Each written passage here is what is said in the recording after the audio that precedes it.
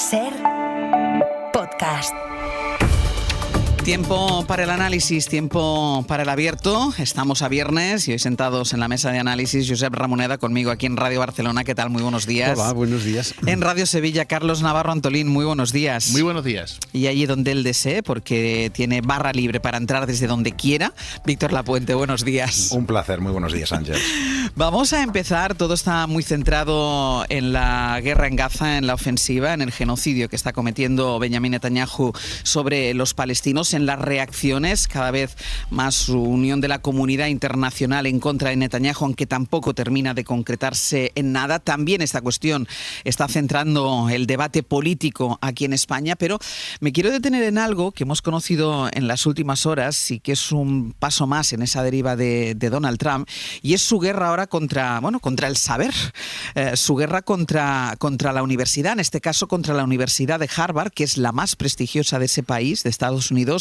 Ya recordemos, le cortó $2.000 millones en fondos y ahora ha ido un paso más allá y va a prohibir que matricule a estudiantes extranjeros. Es decir, que los extranjeros no van a poder ir a estudiar a la Universidad de Harvard. El pretexto, bueno, pues que esa universidad no se ha plegado a las exigencias de la administración para que proporcionara información sobre los alumnos o prohibiera las protestas pro-palestinas que hay en ese campus.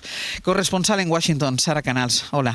¿Qué tal, Ángel? Buenos días. La Casa Blanca reconoce que la medida puede afectar a casi un tercio de los nuevos estudiantes y señala a la universidad como la única culpable. Sí, la secretaria de Seguridad Nacional, Kristi Noem, ha sido muy clara y justificaba así esta nueva ofensiva contra Harvard. They have promoted and allowed violent activity on campus. They have allowed anti-Semitism, participation with... Les acusa de fomentar un ambiente violento, antisemita, tóxico y antiamericano. Dice que la mayoría de extranjeros son agitadores que acosan y atacan a judíos y les acusa incluso de tener vínculos con el Partido Comunista Chino y de ser cómplices, por ejemplo, del genocidio contra la minoría de los uigur. Lo cierto es que es una decisión sin precedentes que Harvard tacha ya de ilegal y que seguramente llevará a los tribunales, tal y como hizo hace semanas cuando Donald Trump congeló más de 2.000 millones en fondos por no ceder ante sus demandas, como cambios en la política de contratación o en los programas académicos.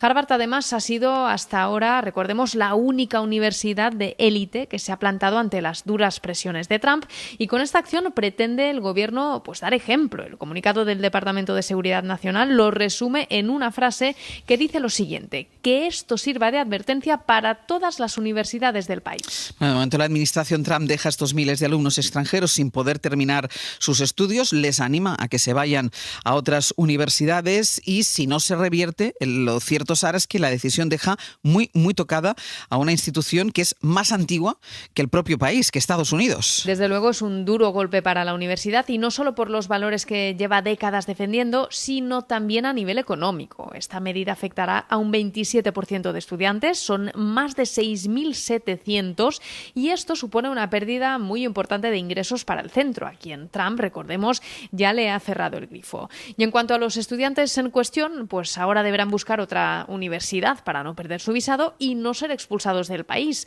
Jason Durman es profesor de economía de Harvard y antiguo asesor de Barack Obama. Just outraged.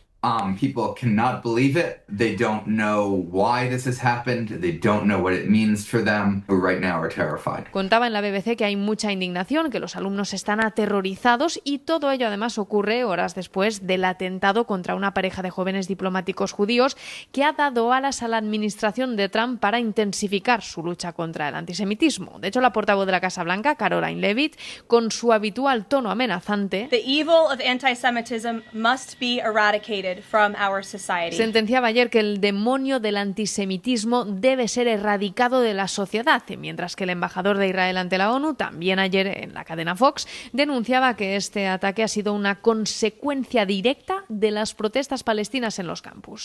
Sara, gracias. A vosotros.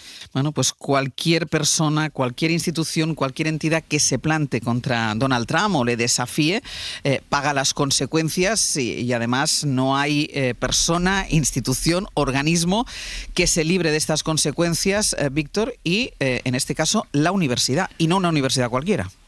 Sí, la verdad es que es una sorpresa la intensidad de la ofensiva contra Harvard, no la ofensiva contra Harvard. Trump tiene 4 enemigos históricos. Uno son las instituciones establecidas, los medios de comunicación, los partidos, los sindicatos, las universidades. Él defiende al pueblo frente a esas instituciones.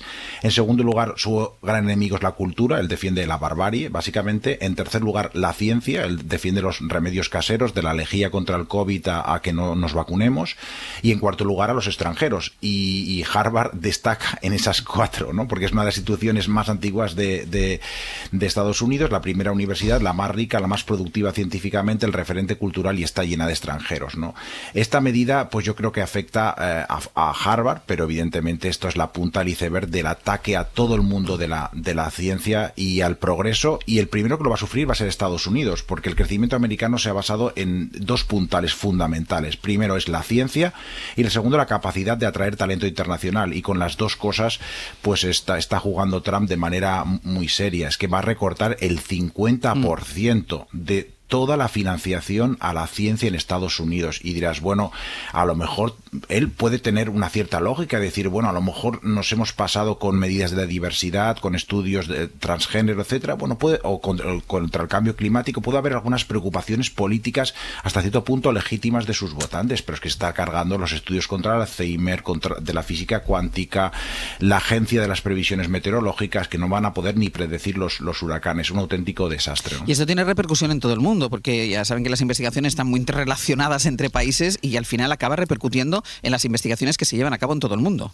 Claro, los costes son para todo el mundo. Claro. Primero de todo, los cerebros internacionales no van a Estados Unidos, con lo cual producen menos. Y segundo lugar, ya está documentada la fuga de cerebros de Estados Unidos fuera del país y yéndose a otros lugares. Un 30% han aumentado las demandas de científicos norteamericanos que quieren ir a trabajar a otros países. Algunos puntualmente vamos a estar beneficiados, sobre todo España, con Barcelona y Madrid, que Valencia también o Málaga, que pueden atraer a muchos, pero el mundo en su conjunto va a perder. Sí, a mí una de las cosas que me sorprende y que expresa el estado en que está en este momento el país bajo la influencia de Trump es que Harvard fue la única que plantó cara. Y está pagando esto. Es decir, ninguna de las otras universidades, algunas de ellas con reputación universal, ha plantado cara. Y esto me parece que es extraordinariamente grave, porque demuestra un nivel de degradación. El trumpismo se ha impuesto de tal manera en la sociedad que no se atreven. Que nadie levanta la voz. Que no se atreven, ¿no? Y no se atreven, y bueno, y ya ves las consecuencias de atreverse, ¿no? Esta me parece que es una cuestión fundamental, ¿no? Y es evidente lo que estaba ahora comentando Víctor, todo esto lleva a una pérdida de poder y de peso de las universidades americanas. Una compañera de la Pompeu Fabra, Cristina Pujadas, estuvo por allí hace unos días y estaba impresionada por el clima, pero también por lo que insinuaba Víctor, la cantidad de ofertas que les llegan de fuera. Claro. Desde China les están llegando ofertas abrumadoras, pero a las que no se pueden decir que no. Que es difícil decir que no, ¿no? Sí. Bueno, esto es una debilitación de Estados Unidos generada por su propio presidente, ¿no? Por tanto, todo esto está en una estela extraordinariamente inquietante, que es esta consideración de la presidencia de los Estados Unidos como un cargo en impunidad absoluta. Es el nihilismo, la pérdida de la noción de límites. Para Trump no hay ningún límite, se hace lo que su capricho decide, sin argumentos. Bueno, sí, los argumentos mejor que no los utilizara, digamos, porque no son argumentos, son agresiones, son delirios.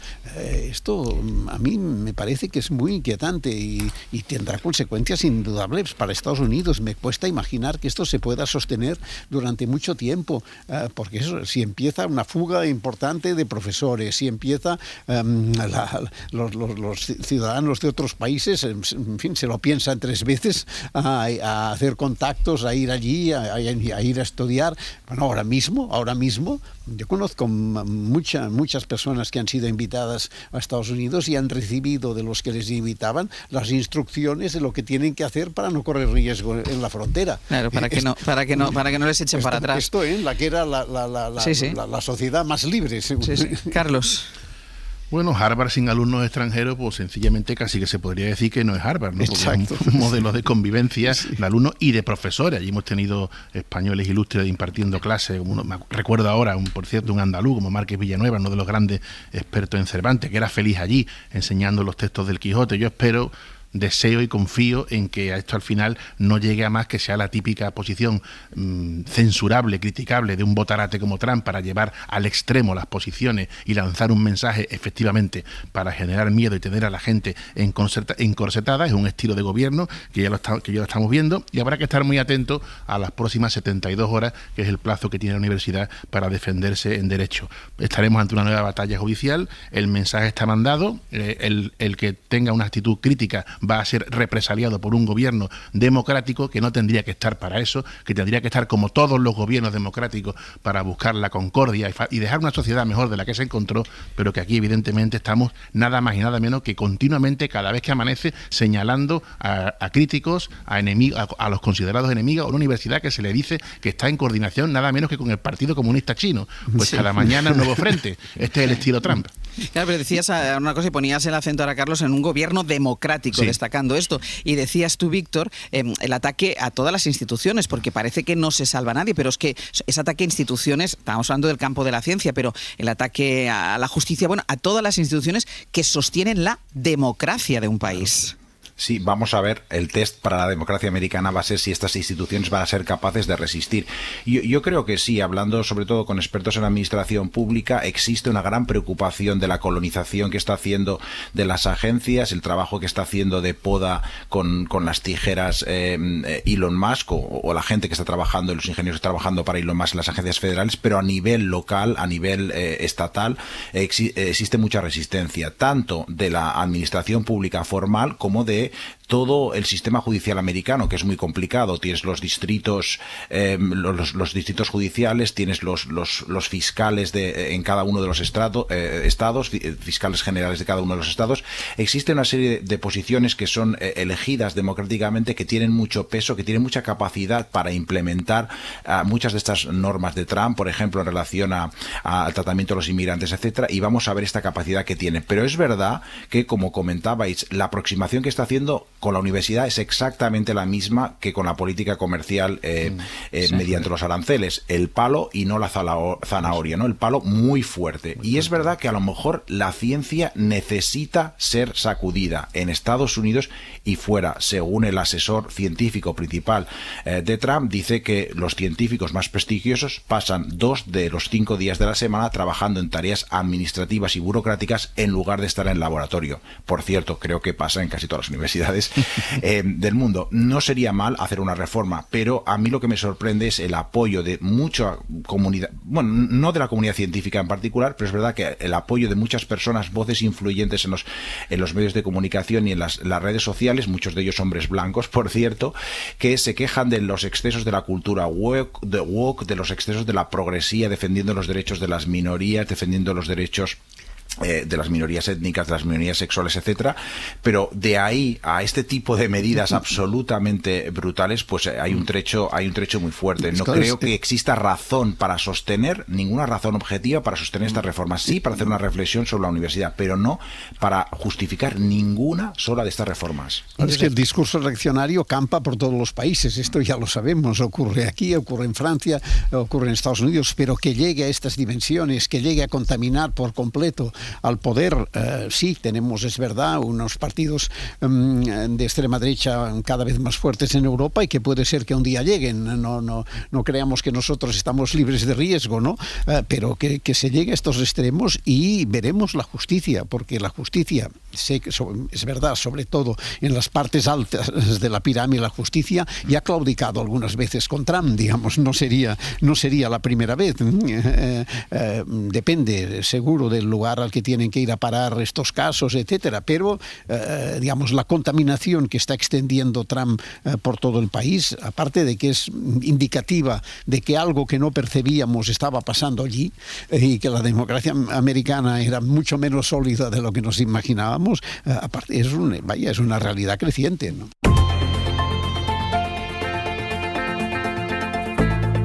El Abierto. Ser podcast.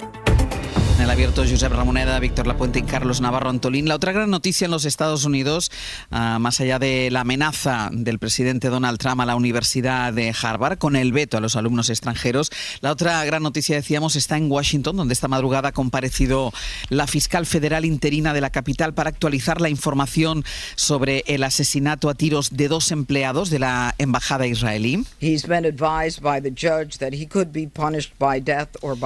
La fiscal ha confirmado que el acusado ya ha comparecido ante un juez del Distrito de Columbia y que ha sido advertido de que se expone a la pena capital si es condenado por este doble crimen. Pablo Morán, hola de nuevo. Hola Ángeles, ¿qué tal? Según el acta de acusación, Pablo, el detenido, Elías Rodríguez, de 31 años, ha reconocido ante la policía ser el autor del ataque. Dice que lo hizo por Palestina y por Gaza, y eso ha dado pie al primer ministro israelí para cargar contra quienes defienden la causa palestina. Dice Netanyahu que el grito de Free, Free Palestine, que es el que profirió el acusado, el detenido, después de cometer el doble asesinato, pues dice Netanyahu que ese Free Palestine es el nuevo Heil Hitler. En general ha sido evidente la utilización de este doble asesinato por parte de Israel para defenderse de las críticas y aliviar la presión internacional creciente por el asedio a Gaza. Es más, lo vamos a escuchar, hay declaraciones que culpan directamente a los líderes internacionales de incitar estas acciones de odio antisemita. En la cúspide de esta estrategia está Netanyahu, que señaló, como decías, esa consigna que gritó el atacante de Washington cuando le detuvieron. For these neo-Nazis, Free Palestine is just today's version of Heil Hitler. Libertad para Palestina es el nuevo Heil Hitler para estos nazis de nuevo cuño, denuncia Netanyahu, que se dirigió expresamente a 3 líderes que esta semana han amenazado con tomar medidas concretas si Israel no para en Gaza. Los líderes de Francia, Reino Unido y Canadá. I say to President Macron, Prime Minister Carney and Prime Minister Starmer, you're on the wrong side of justice. You're on the wrong side of humanity. And you're on the wrong side of history. Les dice que están en el lado equivocado de la justicia, de la humanidad y de la historia. Su ministro de Exteriores amplió todavía más el foco de esta crítica. This is what happens when leaders in the world surrender to the Palestinian terrorist propaganda. Esto es lo que pasa, dijo, cuando los líderes internacionales se rinden ante la propaganda terrorista palestina. The words are the modern blood libels. Sus palabras, aseguró, son los nuevos libelos de sangre, en referencia al mito utilizado en la historia para perseguir a los judíos. Ya escuchábamos además antes, y lo citaba también Sara Canals, que el embajador de Israel ante Naciones Unidas culpó directamente a las protestas en los campus de expandir este odio antisemita. Fue antes del anuncio de Harvard. En definitiva, Ángels, es una estrategia habitual de Israel la de identificar la crítica con el antisemitismo, pero ahora lo hace con estas 2 víctimas sobre la mesa. Entre tanto, sobre el terreno, Israel ha ordenado a la población del norte de Gaza que evacúe ante una nueva ofensiva. Esta noche las fuerzas de Netanyahu han atacado una vez más los campamentos de Jabalia, donde hay medio centenar de personas desaparecidas bajo los escombros de un edificio residencial. Y esto, Pablo, mientras se confirma la muerte por hambre ya de una treintena de gazatíes. Exacto, son niños y ancianos que han muerto de hambre en los últimos días, según las autoridades sanitarias gazatíes. Claramente, los suministros que han llegado en estos primeros camiones que han entrado en Gaza esta semana pues son insuficientes para cubrir las necesidades de la población.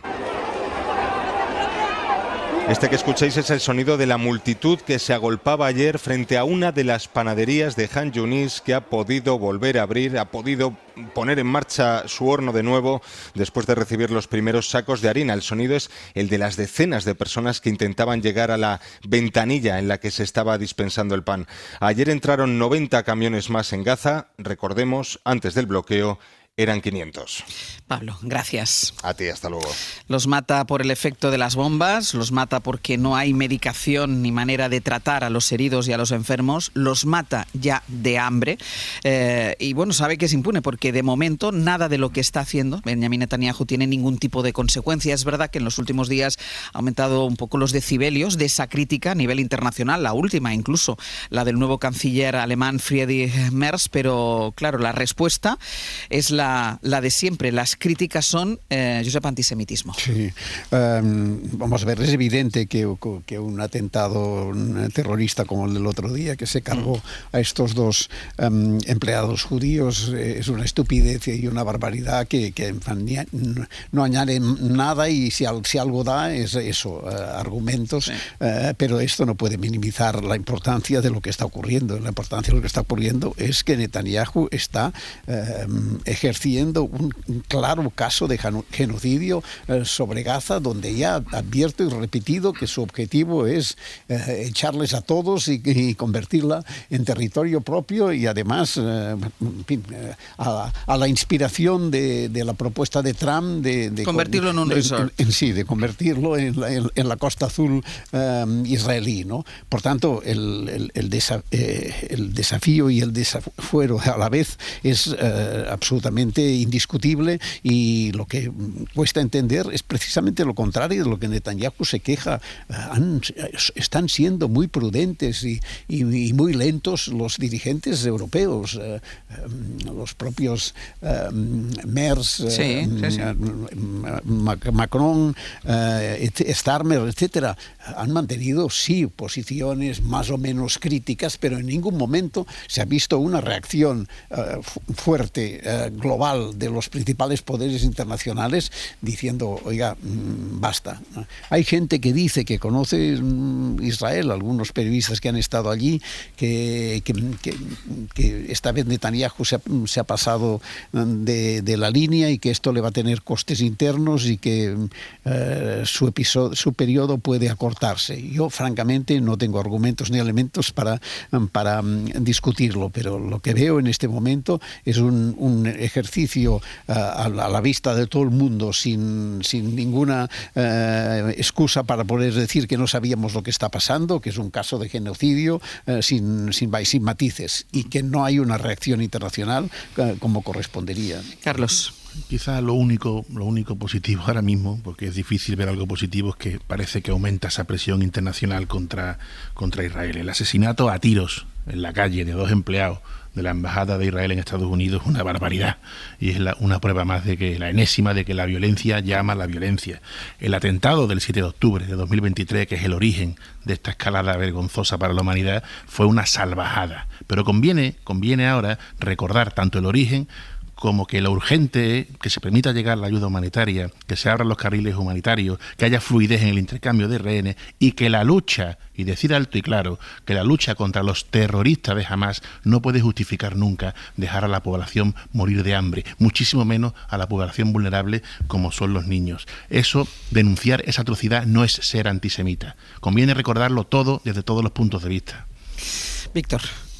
Pues yo estoy triste, pero intentaré que ese sentimiento no me arrastre al pesimismo. Yo creo que Netanyahu lo vemos fuerte e inflexible, pero yo creo que está débil en cierto sentido, porque su posición depende de una endeble coalición interna con muchos partidos que se está fragmentando, y aún una más precaria todavía coalición de aliados internacionales, ¿no?, que le suministran armas. Como nos recordaba Borrell hace pocos días en estos micrófonos, la mitad de las bombas que caen en Gaza son europeas.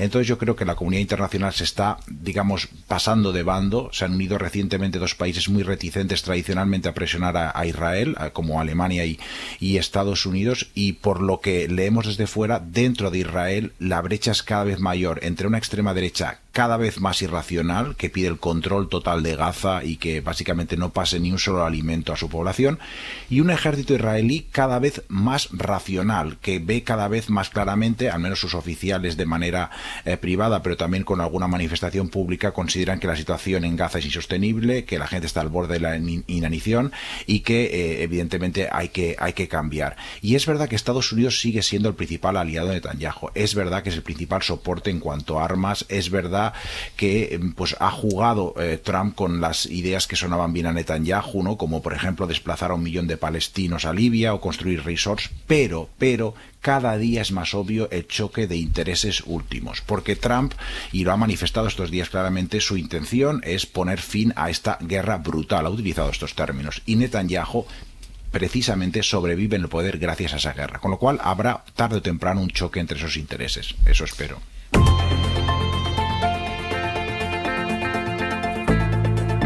Abierto. Ser Podcast.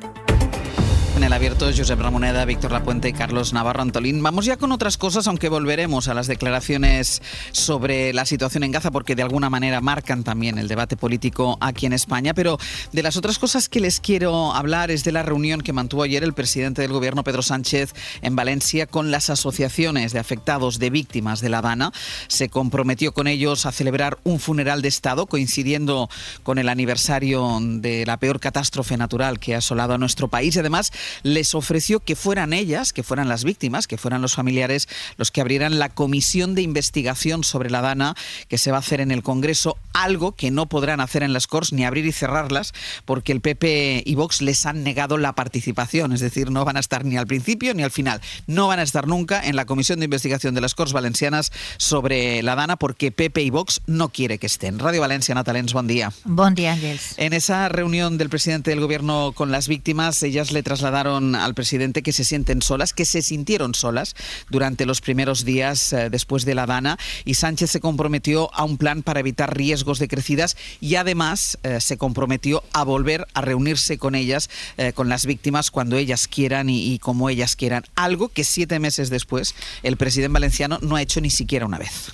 Entre los compromisos adquiridos por Pedro Sánchez figura agilizar los expedientes del Consorcio de Seguros aún pendientes, una reunión con la patronal de ascensores para reparar los más de 1.000 que siguen sin funcionar por falta de piezas. Un plan para prevenir inundaciones que incluye obras que empezarán el año que viene. Hacer una visita a la zona cero, aunque sin fecha, además de la celebración del funeral laico de Estado seguramente en octubre. Y la comparecencia de las asociaciones en la Comisión sobre la Dana del Congreso. El presidente les dijo que abrirían esas comparecencias. Y es que, Ángels, a las víctimas no se les ha citado en la Comisión de Investigación del Senado, donde el PP ha convocado sobre todo a miembros del Gobierno y solo al presidente Mazón como representante de la Generalitat. Y como decías, tampoco se les ha incluido en el plan de asistencias pactado por el PP y Vox en les Corts Valencianes, en la comisión que no comenzará seguramente hasta el otoño. Fueron 3 horas de una reunión, la de ayer, en la que según las víctimas el presidente empatizó con ellas, una actitud que contrasta, insisten, con la del presidente de la Generalitat, con Carlos Mazón, que todavía no se ha reunido con ellas, aunque diga que las puertas de su despacho están abiertas. Ana, gracias. De nada. En eso insiste el presidente Mazón, que las puertas de su despacho están abiertas, que se ha reunido con algunas de ellas, siempre por la discreción, optando por la discreción, es lo que defiende el presidente valenciano. Y mientras el presidente de su partido, Alberto Núñez Feijóo, opta por ignorar a Mazón y el hecho de que siga sin reunirse con las víctimas. Ha hecho un blanco en el cerebro Alberto Núñez Feijóo y parece que esto no lo tiene computado. Y con esa premisa, ayer opinó acerca del encuentro entre Pedro Sánchez y las asociaciones de víctimas. Josué Coello, buenos días. ¿Qué tal, Ángels? Buenos días. Claro, y con ese blanco que tiene en el cerebro, que no recuerda que Mazón tampoco se ha reunido con ellas, bueno, lo que dice Feijóo es que ya era hora que el presidente del Gobierno recibiera a las víctimas, que Sánchez se ha desentendido de lo que pasó en Valencia. Sí, ayer Feijóo afeó a Sánchez su tardanza en verse con las víctimas, recordando que desde que estuvo en Paiporta con el rey no había vuelto. También insistió Feijóo en que el Gobierno debería haber declarado el estado de emergencia nacional, lo que hubiera supuesto apartar a Carlos Mazón al frente de la Generalitat, algo que ni siquiera el propio Feijóo ha hecho. Ya era hora de que tuviese algún interés por Valencia. Tenemos que saber por qué el presidente del Gobierno se ha desentendido. ¿Por qué no quiso declarar la emergencia nacional y asumir el mando, que es lo que le correspondía por ley y por una obligación ética y moral? Sobre Mazón, Feijóo no dijo nada ni de su papel con las víctimas ni de su futuro. Tan solo, y muy entre líneas, pidió asumir responsabilidades compartidas al investigar qué falló aquel día. Y sería bueno, si queremos honrar a las víctimas, primero que investiguemos a fondo qué es lo que ha pasado, afecte a quien afecte, y segundo, que el Gobierno de España traslade a la Generalitat de Valencia la ayuda imprescindible para la recuperación rápida. Tenemos problemas con esta conexión. Afecta a quien afecte. Afecta a quien afecte, Ángels, te decía que se afecta a quien afecte fue lo más cercano que estuvo ayer Feijóo de hablar sobre la responsabilidad de Carlos Mazón el día de la Dana. Coello, te voy a dar opción de que aprietes ese cable y luego vuelvo contigo para seguir hablando del Partido Popular. Y de Alberto Núñez Feijóo. Venga, luego vuelvo contigo. Dale al cable. A mí me parece de una desfachatez inmensa las palabras y es así de claro, las palabras de Alberto Núñez Feijóo cuando él habla de aclarar lo que ha pasado, lo que pasó ese día. Tiene que empezar por aclararlo el propio Mazón, que todavía no ha dado ninguna explicación de dónde estuvo ese día, ni da explicaciones del por qué no se reúne con las asociaciones de víctimas 7 meses después. Con lo cual, Víctor, afearle al presidente del gobierno, que además hay que decir que las víctimas se han reunido constantemente con la delegada del gobierno y con los ministros que han estado sobre el terreno constantemente. Claro, afearle al presidente del gobierno que haya tardado 7 meses, que podemos considerar que es mucho, y que es demasiado, pero afearle esto cuando el presidente valenciano de su partido todavía no ha recibido a las víctimas. Sí, no nos engañemos, Ángels. La derecha no quería una reunión entre el presidente y las asociaciones. La derecha quería una escena, quería un paiporta 2, quería una persecución de la población valenciana iracunda contra el presidente Sánchez de nuevo. Eso es lo que mucha gente en la derecha estaba deseando. A mí, lo que me parece más satisfactorio es que he aprendido más de los esfuerzos por la recuperación tras la Dana leyendo sobre la reunión de ayer entre Sánchez y las asociaciones que en 7 meses de noticias contaminadas sobre la mala gestión, la mala praxis para cubrir la mala gestión de la Dana y la infausta comida del Ventorro, amén de otro tipo de excusas peregrinas. Ayer supimos 3 cosas esenciales. ¿Qué ha hecho el gobierno? Que se ha más o menos facilitado 1/3 de los 16.000 millones comprometidos y han llegado a los afectados. ¿Qué va a hacer el gobierno en términos de prevención de riesgos, de obras antirriadas y también gestos simbólicos como el funeral de Estado? ¿Y qué le queda por hacer? Porque las asociaciones pusieron sobre la mesa pues que todavía hay un porcentaje importante, un 22% de fondos del consorcio de seguros que no han llegado a las empresas y autónomos. Ayer aprendimos muchísimo y me alegra mucho que el veredicto compartido tanto de las asociaciones como de Sánchez fue que la reunión fue larga y fructífera. Me alegra que el presidente de mi país, Sánchez, lo diría exactamente igual si fuera Feijóo, pues los afectados y los participantes en la reunión lo califiquen de pedagógico, cercano y empático y no de autoritario, distante y narcisista. Y me alegra que Sánchez no hiciera declaraciones. También se le acusa desde muchos medios que no hiciera declaraciones, que no hablara de Santos Cerdán, de su hermano, etcétera. No era el día. Justo ayer no era el día. A mí me ha sorprendido no solo el fructífero de la reunión, también me ha sorprendido la capacidad organizativa y la profesionalidad de las asociaciones. Y yo creo que el éxito de la reunión hace todavía más incomprensible que, como tú comentabas, una reunión así con todas las asociaciones no se haya producido en el Palacio de la Generalitat, medio año después de la tragedia y cayendo la responsabilidad de las emergencias y de gran parte de la recuperación en la administración autonómica. Hay quejas razonables de la Generalitat a las cuales Feijóo ayer también pues dio un poco de voz. Es decir, la Generalitat valenciana es tradicionalmente la más infrafinanciada según los estudios. El actual déficit de 1.400 millones de la Generalitat pues quizás es un límite insostenible en una situación de recuperación y, en tercer lugar, puede que exista una asfixia a algunos proveedores de la Generalitat, pero eso se soluciona sentándose y hablando, como ayer hicieron las asociaciones, no con demagogia barata, no haciendo comparaciones entre las ayudas de Valencia a Gaza, etcétera, etcétera.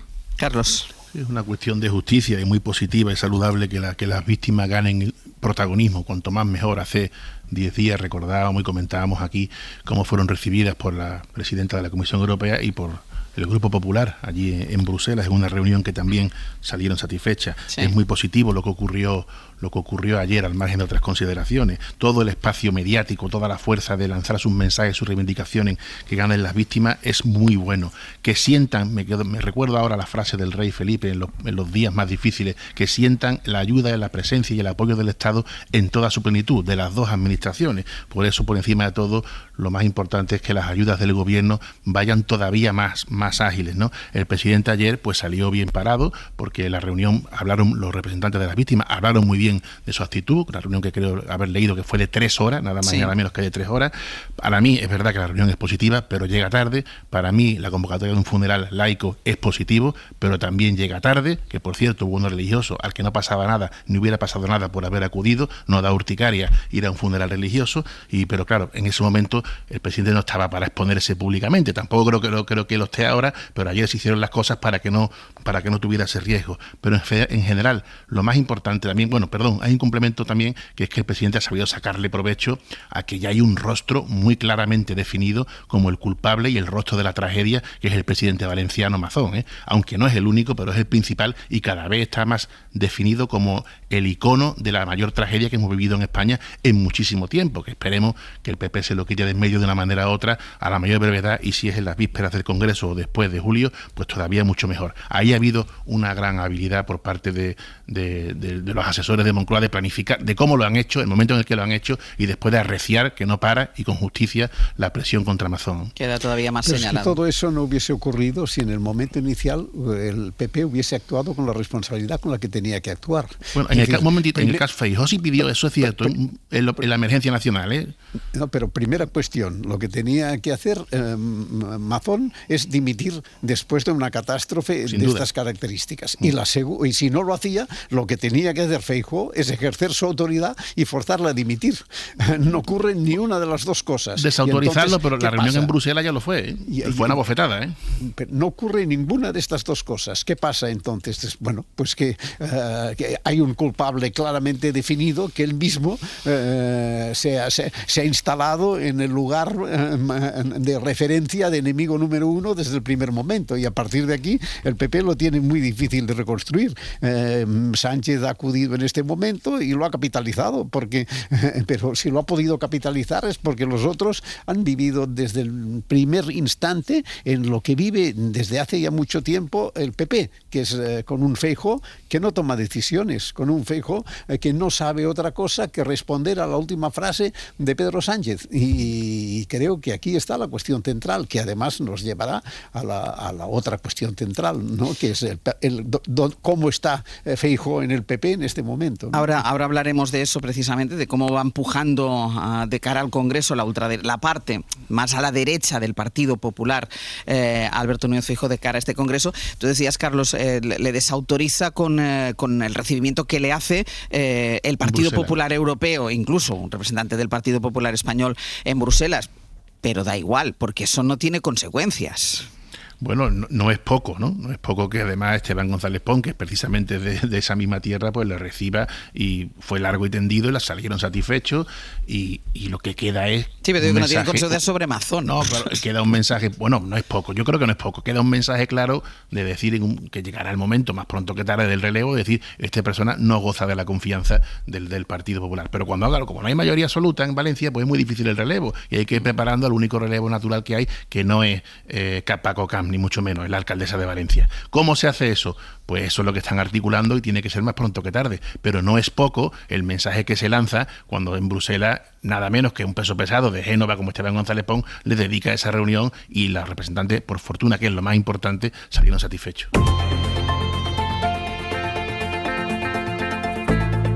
El Abierto. Ser Podcast. En el Abierto, Josep Ramoneda, Víctor Lapuente, Carlos Navarro, Antolín y Josué Coello con su cable ya bien conectado. ¿Estás ahí, no, Josu? Estoy por aquí, años con el cable ya bien puesto. Porque estamos hablando mucho estos días de los preparativos para ese Congreso del Partido Popular a principios del mes de julio, y le van llegando a Alberto Núñez Feijóo toda una serie de mensajes, vamos a decir, del ala más en la derecha, mensajes del tipo: no todo tiene que ser echar a Pedro Sánchez, también hay que hacer un Partido Popular ilusionante. Bueno, pues ayer Feijóo les contestó a eso de que él quizá no ilusiona, porque el mensaje lleva indirecta, entonces él dice, les dio la respuesta a todos ellos. Sí, Feijóo ha tenido que despejar esta semana varios centros al área que iban envenenados en cada intervención pública, y Feijóo ha tenido esos días una agenda muy apretada. Se ha visto obligado a responder a ese sector duro que le exige que no solo hable de gestión o de echar a Sánchez, sino que también ponga en valor la batalla ideológica, esa facción que todos conocemos, esa facción del partido que lideran Aznar, Aguirre o Ayuso. Aquí no sobra nadie, especialmente ahora que sufrimos el gobierno más cínico, corrupto y antiespañol de nuestra historia. Pero un proyecto para España tiene que ser algo más que echar a Sánchez. ¿Qué va a suceder? Tiene que ilusionar. Tenemos que dar más la batalla cultural. En público, Ángels, Feijóo no va a lanzarles ningún mensaje crítico, pero fuentes de su entorno nos dicen que entienden que le pidan ilusionar, pero es más fácil ilusionar, recuerdan estas fuentes, gobernando que la oposición, y recalcan: Feijóo ha ganado todas las elecciones a las que se ha presentado, lo cual, para no emocionarnos, dicen, no está nada mal.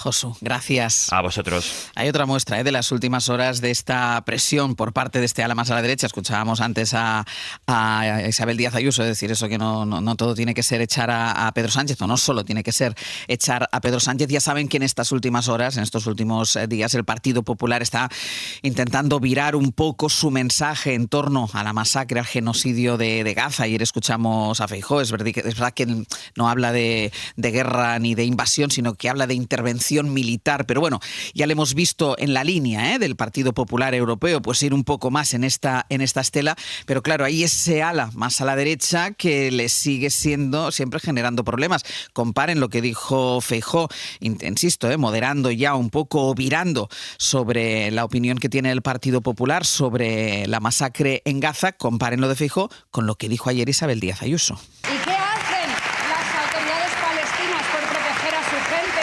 Ni agua, ni educación, túneles para bombardear sistemáticamente a Israel. Tantas delegaciones que no pueden participar en los Juegos Olímpicos por ser mujeres. Silencio, a las mujeres señoría. en muchos países se nos niega participar en las Olimpiadas. ¿Han dicho algo? ¿Lo han intentado boicotear ustedes en algún momento? Claro que no, porque su problema es el de siempre, antisemitismo.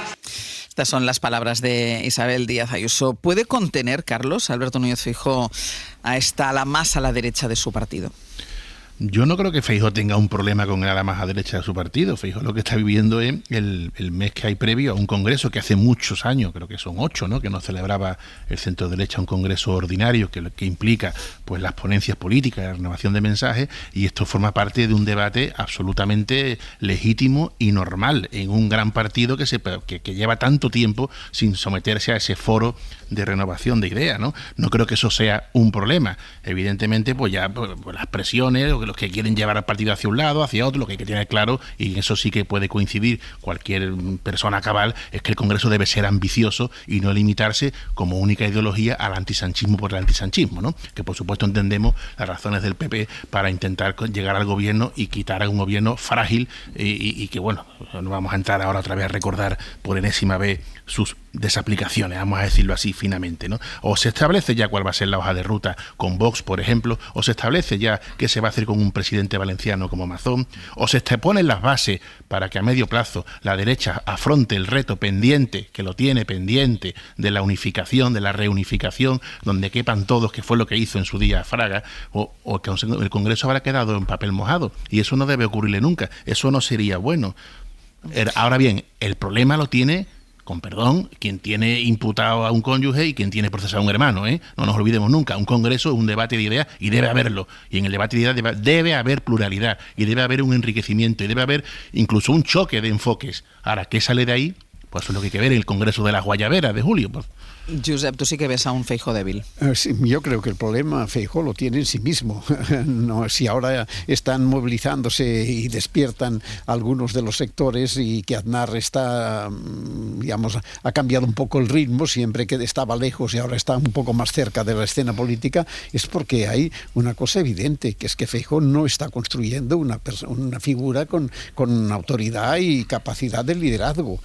No lo está construyendo porque no ha sido capaz de desarrollar un proyecto político que aporte alternativas y diferencias, y porque su discurso es que lo vemos cada día, no sabe decir una frase que no empiece por Sánchez, es decir, siempre está pendiente de cómo ridiculizar la última cosa que ha dicho Sánchez, y esto tiene sus límites, y por tanto estamos en una situación en que el PP para gobernar necesita dos cosas que van juntas en buena parte, o bien un liderazgo más potente que sea capaz por sí mismo de ganar territorio hacia el espacio central, y por tanto poder llegar a pensar algún día en una alianza de gobierno con sectores moderados de las derechas periféricas, o bien la dependencia de Vox. Es decir, el PP solo puede gobernar con una de estas dos fórmulas.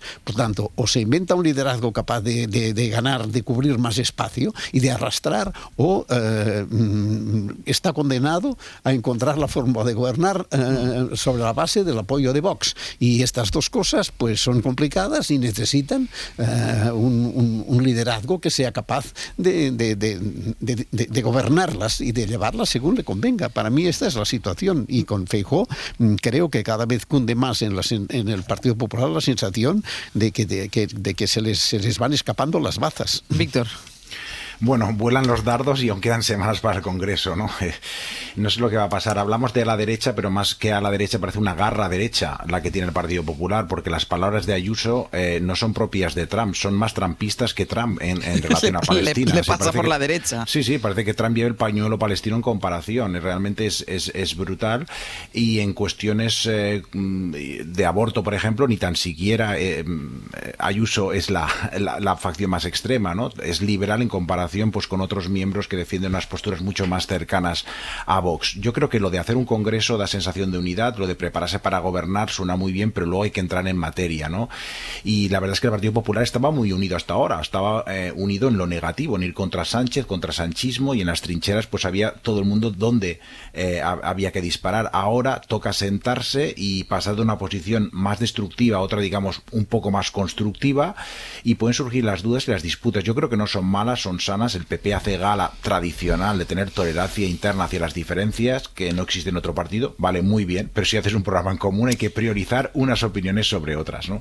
Y el rearme ideológico puede ser realmente un arma de destrucción masiva en un partido como el Partido Popular, porque hay que tomar posiciones en asuntos que han abierto heridas históricas siempre, como las cuestiones morales, como el aborto, la eutanasia, la gestión subrogada, que algunos quieren resucitar y están fagocitados porque Vox defiende sin complejos esos postulados y de por qué nosotros no vamos a hacerlo, y luego a eso se suman nuevas disputas, nuevos disensos, nuevas brechas en lo que podríamos llamar las cosas del comer, por ejemplo en política de vivienda, porque muchos votantes del Partido Popular piensan que el Estado debe intervenir en la vivienda, y a mí me parece una cosa muy curiosa que el 47% de los votantes del PP están decepcionados con el partido al que votaron, esto según Metroscopia. Sí. Mientras el Partido Socialista solo el 42%, es decir, están más descontentos los votantes del partido de la oposición que los votantes del partido de este gobierno, en que según la oposición, pues según la oposición, no, según todo el mundo, no hay producción legislativa, etcétera, etcétera.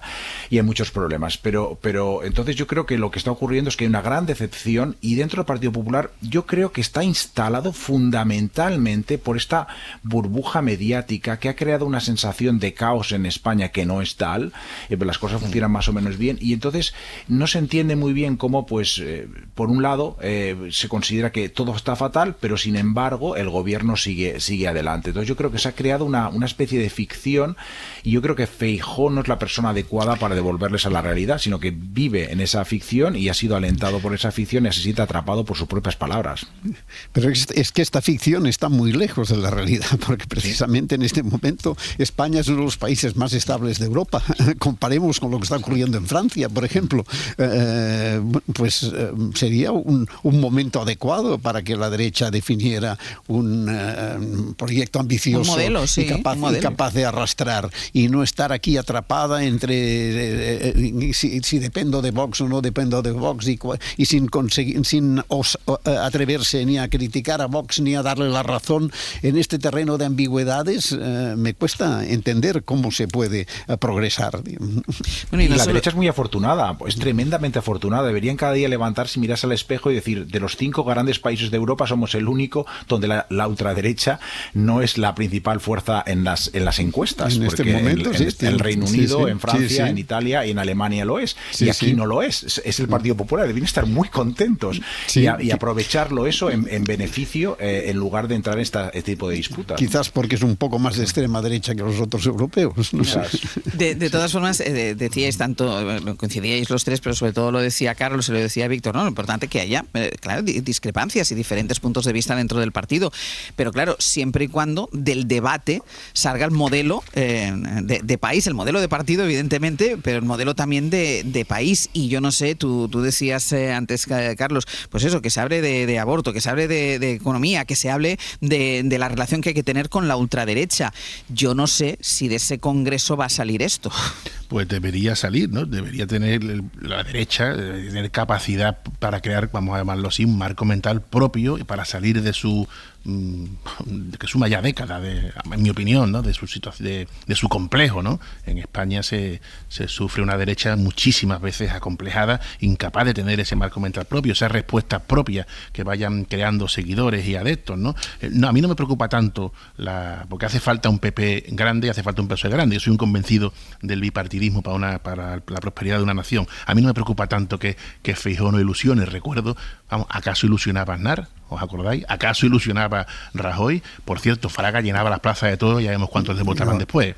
Pero Rajoy y Aznar no ilusionaban. Llegaron cuando los del gobierno anterior sufría, vamos a decirlo así, un desgaste de materiales imponente que todos conocemos y recordamos, ¿no? O sea, la ilusión como motor para llegar a la Moncloa, no. Ahora, un debate serio, un rearme ideológico serio, contundente, sólido, que dé respuestas propias a problemas reales, tanto los propios como me relaciono con el partido que está a la derecha, más a la derecha, porque hemos visto que cada varón ha aplicado su receta, como enfoco problemas, debates reales como la eutanasia, el aborto, con un marco mental propio y desacomplejado. Eso es una asignatura pendiente. No, yo discrepo con lo de Aznar. Aznar construyó un liderazgo y Aznar gobernó en este país durante mucho tiempo sobre la base de un liderazgo poderoso. ¿Cuántas veces perdió antes de llegar a la Moncloa? Por supuesto, pero cuando llegó también perdió González. Digamos, no perdido tantas veces como Aznar. Los que llegan tienen un camino. Sí, digamos, pero yo creo que la diferencia a lo mejor con Feijóo es que él llegó para ganar. Es decir, que a Feijóo le van a buscar a Galicia, él abandona unas mayorías absolutas una detrás de otra en Galicia para venir a Madrid y para ganar unas elecciones. Y yo no creo que a Feijóo le queden muchas más oportunidades que una. Claro, es que a Feijóo le queda una bala y esa es la diferencia. Tú decías, Carlos, ilusionaba a Aznar, pero es que Feijóo llegó para ganar. Sí, y por cierto hay un apunte que se llama muy breve. Hay efectivamente ciertas posiciones antisanchistas que son una matraca y que lo que hacen es generar apoyos a Pedro Sánchez. En eso estoy totalmente de acuerdo. Venga, pues vamos a pasar. ¿Ibas a decir algo, Víctor? Sí, es verdad, pero bueno, que el Partido Popular se está haciendo daño tan a sí mismo todo el tiempo que no necesita ese tipo de ayudas del Partido Socialista. Yo creo que has comentado antes una cosa muy importante. Confiaban en traer un líder autonómico. Yo creo que eso demuestra el recorrido corto de esa estrategia. El Partido Popular está dependiendo demasiado de esta idea y ahora también la pone sobre la mesa. Es decir, vamos a tratar de generalizar para España el modelo de Moreno en Andalucía, el modelo de Ayuso en Madrid. Eso no es suficiente. Para gobernar España necesitas algo más y eso no existe. ¿Es que la economía vaya mal? Bueno, sí, también, efectivamente. Sí. Estamos teniendo problemas con las conexiones con nuestros compañeros, pero sí voy a cambiar de asunto porque si no, no nos va a dar tiempo a comentarlo y es algo que ya ha salido y que lo decía el propio Carlos, todo lo que tiene que ver con el hermano de Pedro Sánchez, el hermano del presidente del gobierno, David Sánchez, que se enfrenta a 3 años de cárcel por presunto tráfico de influencias y prevaricación por el puesto de trabajo que, recuerden, le ofreció la Diputación al frente del Conservatorio de Badajoz. Ayer supimos que se iba a sentar en el banquillo, que se iba a abrir juicio oral a pesar de que la Fiscalía había opinado lo contrario, es decir, que la jueza toma la decisión en contra del criterio de la Fiscalía y basándose en lo que dicen las acusaciones populares. No es el único que está imputado en este caso, hay 10 personas más, entre ellas el líder del PSOE en Extremadura, pero vamos a ir por orden. Isabel Vega, buenos días. Hola, ¿qué tal? Buenos días. Y lo primero es esa decisión de la jueza de abrir juicio contra David Sánchez a pesar de estar en contra del criterio que había manifestado la Fiscalía y basándose, Isabel, en lo que piden las acusaciones populares. Sí, eso es. La investigación se cerró formalmente por auto el pasado 28 de abril y ahí la juez ya ponía negro sobre blanco todos los indicios que ella considera que tiene suficientes para llevar a juicio su tesis de que esa plaza se creó para David Sánchez por ser quien era, ¿no? El hermano del que había sido, antes de la creación de la plaza, líder de los socialistas y que volvió a ese puesto cuando esa plaza estaba en fase de adjudicación. Ayer mismo la juez contestaba a un recurso en reforma de estos que pides a la juez que se autoenmiende, que había presentado la defensa de David Sánchez, y lo que decía es que para ella es de pura lógica presumir que esto ha sido así, ¿no? Que hubo ese tráfico de influencias.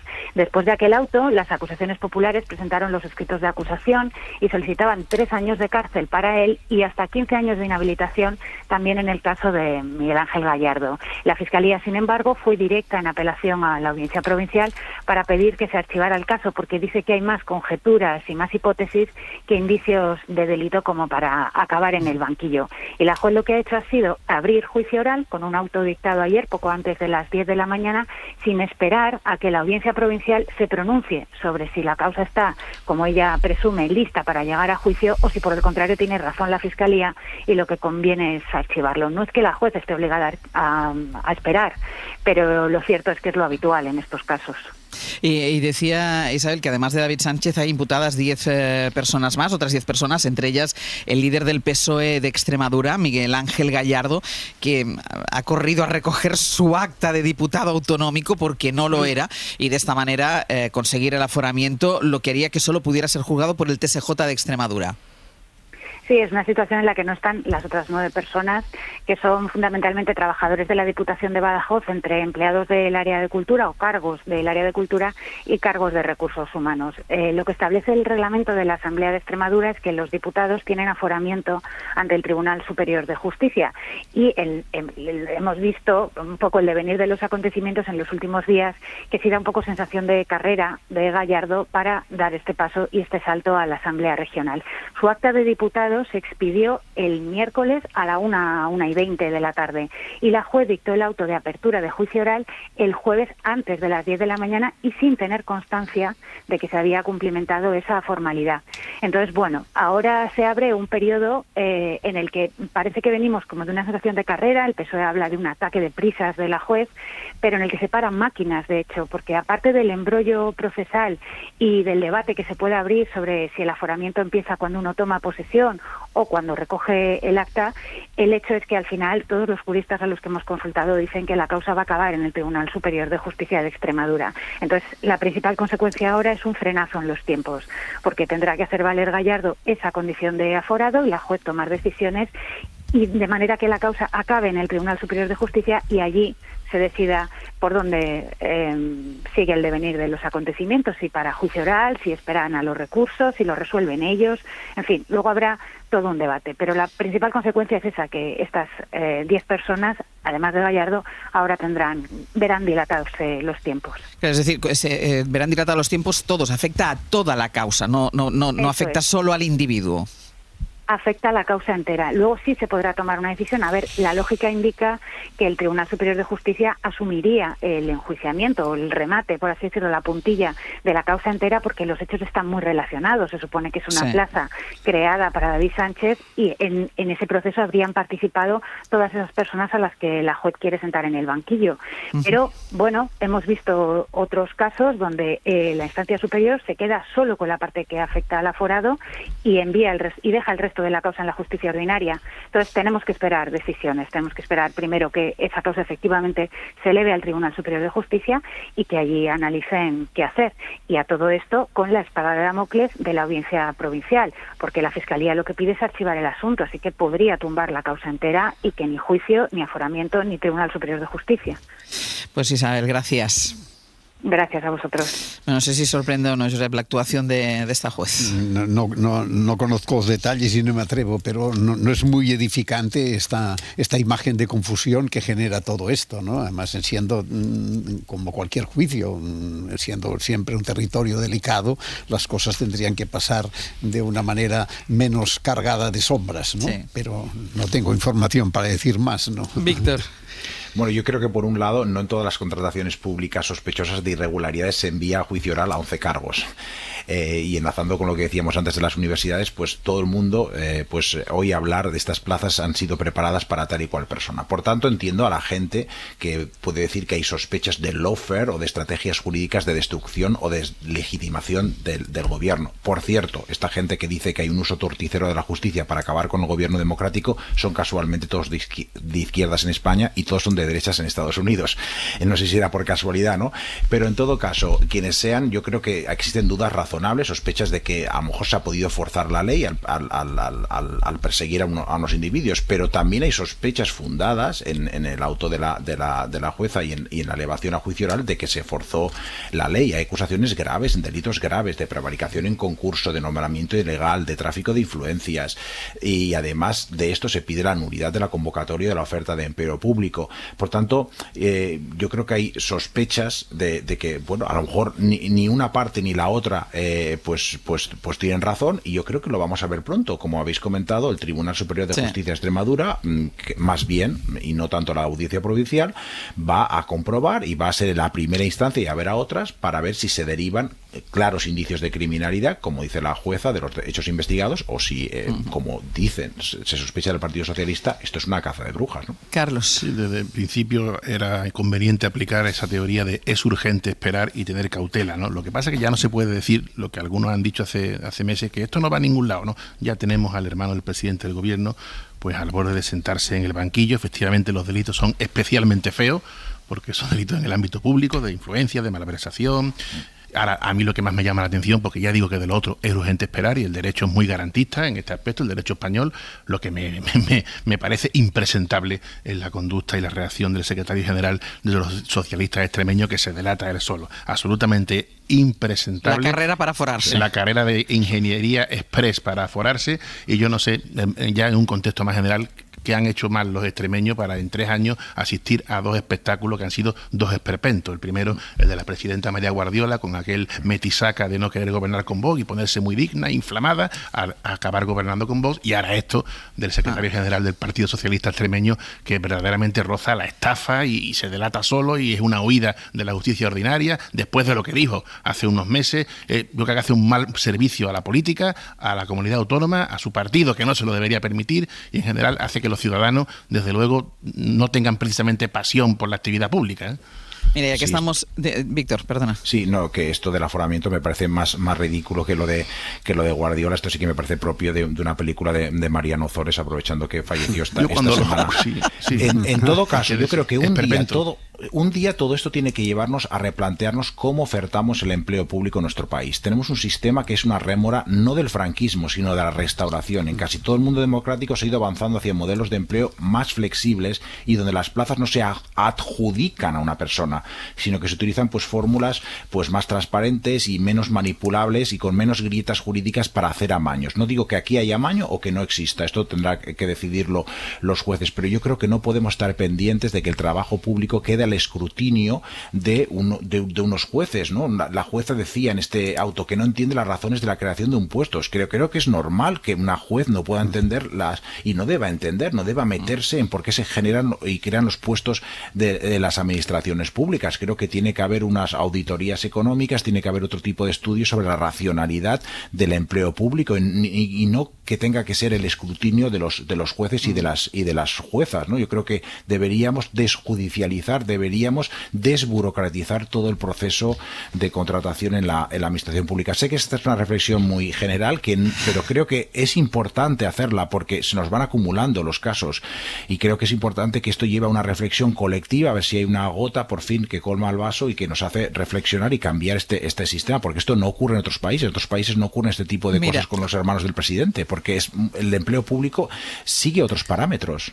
Yo sé que quería decir algo, porque va moviendo la cabeza. No, de verdad que no ocurre en otros países. Me gustaría encontrar un país. No tanto con este tipo de cosas, no tanto con este tipo, ocurren otras cosas, eso es verdad. Dejadme que cierre este apartado judicial con una última hora, porque por primera vez la justicia ha imputado a 2 ex altos cargos del gobierno de Ayuso por las muertes en las residencias de mayores durante la pandemia. Elena Jiménez, buenos días, cuéntanos. Hola, ¿qué tal? Muy buenos días, Ángel. Sí, es la primera vez que van a tener que ir a un juzgado como investigados 2 altos cargos relacionados con los llamados protocolos de la vergüenza, que impedían que los mayores que estaban en residencias fuesen derivados a un hospital en lo peor de la pandemia. Son Carlos Mur, el que fuera el alto cargo del gobierno de Ayuso, que puso la firma a esos protocolos, y Francisco Javier Martínez Peromingo, la persona que le sucedió en mayo de 2020. Están citados el próximo lunes, día 26, en un juzgado de instrucción de Madrid, en el número 3, que ha reabierto una causa tras años después de haberla cerrado. La había cerrado hace 3 años, la ha vuelto a reabrir a petición de la Fiscalía Provincial de Madrid, una fiscalía que recibió el pasado mes de octubre una denuncia colectiva de más de 100 familias que habían perdido a los suyos en una residencia en lo peor de la pandemia. La denuncia, Ángels, se dirigía contra altos cargos del gobierno de Ayuso por denegación discriminatoria de la asistencia sanitaria, un delito que está castigado en el artículo 511 del Código Penal. Así que estas dos personas, Carlos Moore, que fue la persona que firmó, que puso la firma a esos protocolos de la vergüenza, y Francisco Javier Martínez Peromingo, que fue la persona que les sucedió en el cargo en mayo de 2020, van a tener que ir a un juzgado de instrucción, esta vez en calidad de investigados. Hasta ahora habían ido en varias ocasiones, pero como testigos, Ángels. Pues esta es la información a esta hora. 2 exaltos cargos del gobierno de Ayuso imputados por las muertes en las residencias durante la pandemia. Elena, gracias. Hasta luego, adiós. Y vale la pena que nos detengamos, al menos para dejarlo contado, en la comparecencia de ayer de la ministra portavoz, Pilar Alegría, en la comisión que ha abierto el PP en el Senado. Ya saben que ahí el Partido Popular tiene mayoría absoluta, la llamada Comisión Coldo. El interés está en los motivos por los que citaron a Pilar Alegría, que son básicamente las acusaciones sin ningún tipo de prueba, al menos de momento, acusaciones lanzadas sobre todo por algunos medios y pseudomedios de comunicación, informaciones que sostienen cómo ella estuvo en el parador de Teruel la noche en la que supuestamente el entonces ministro José Luis Ábalos se pegó una gran juerga con prostitutas. Como ella estaba allí, estas informaciones deducen que la ministra sabía de esa pseudofiesta y que además hay informaciones que le han señalado que participó en ella. Sara Selva, buenos días. ¿Qué tal, Ángels? Buenos días.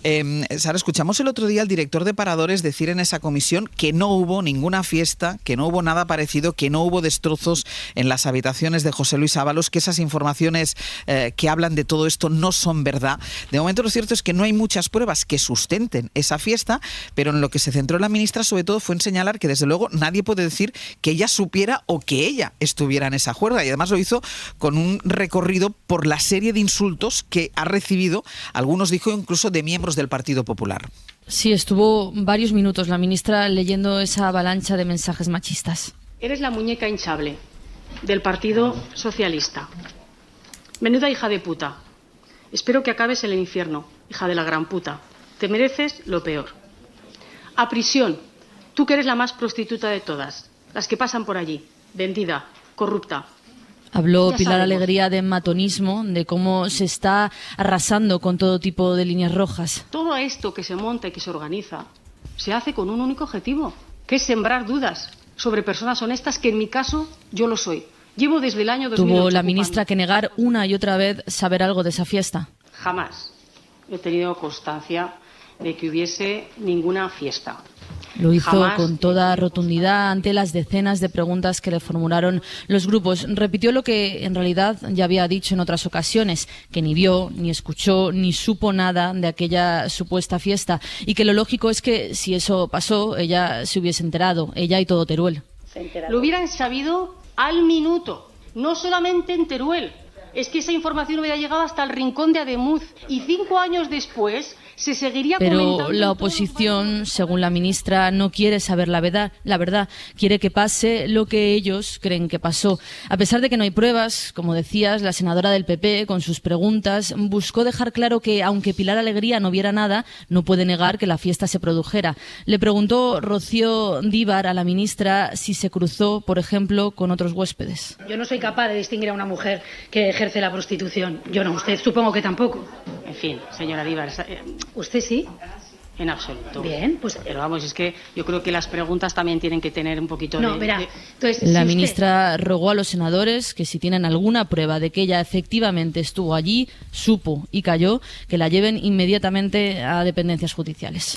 Sara, gracias. Hasta luego, Los gracias. senadores no pueden aportar ninguna prueba porque de momento no hay ninguna prueba, y los comparecientes que conocen o que estaban en el parador, como fue el director de Paradores o la ministra Pilar Alegría, lo niegan, pero le da igual. El Partido Popular sigue manteniendo que pasó lo que ellos creen que pasó. Josep Ramoneda, Víctor Lapuente, Carlos Navarro, Antolina, hasta la semana que viene. Hasta luego. Adiós. Adiós.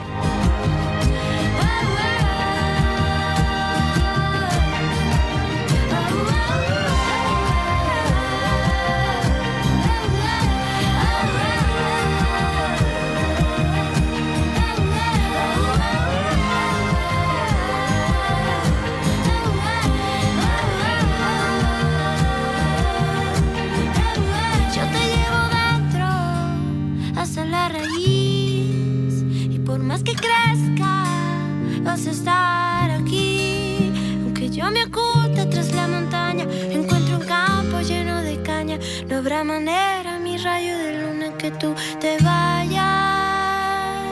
Para no perderte ningún episodio, síguenos en la aplicación o la web de la SER, Podium Podcast o tu plataforma de audio favorita.